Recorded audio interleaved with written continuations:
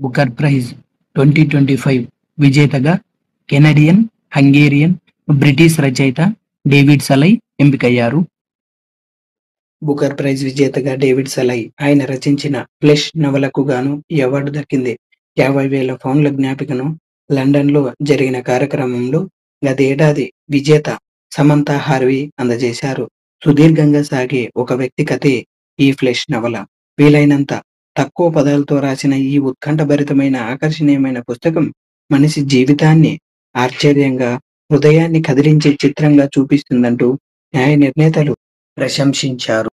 Indian citizenship అయిన కిరణ్ దేశాయ్ నవలకు ప్రశంసలు. 2006లో ఇన్హెరిటెన్స్ ఆఫ్ లాస్ తో బుకర్ ప్రైజ్ సాధించిన కిరణ్ దేశాయ్ ఈసారి loneliness of Sonny and Sunny నవలతో పోటీపడి రేసులో నిలిచింది.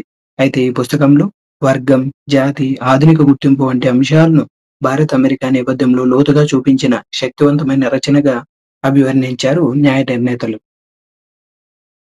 అయితే హిస్టరీ ఆఫ్ బుకర్ ప్రైజ్ గురించి మనం ఇప్పుడు తెలుసుకుందాం. In the first name of Booker prize is called Booker prize for fiction అని 1969 నుంచి 2001 వరకు పిలిచేవారు. మ్యాన్ బుకర్ ప్రైజ్ అని 2002 నుంచి 2019 వరకు పిలిచారు.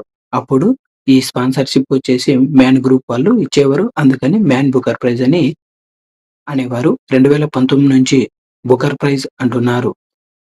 ఈ అవార్డు నగదు బహుమతి 50,000 పౌండ్లు.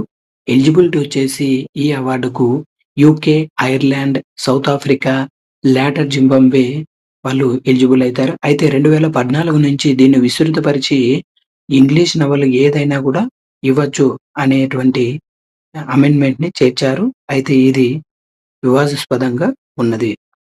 అయితే ఇంటర్నేషనల్ బుకర్ ప్రైజ్ అంటే ఏందో తెలుసుకుందాం ఫ్రెండ్స్. అనువాదం యొక్క కీలక పాత్రను గుర్తిస్తూ రచయిత, అనువాదకుల మధ్య బహుమతి డబ్బును సమానంగా పంచుతుంది. మరిన్ని వీడియోస్ కోసం ప్లీజ్ లైక్ అండ్ సబ్స్క్రైబ్.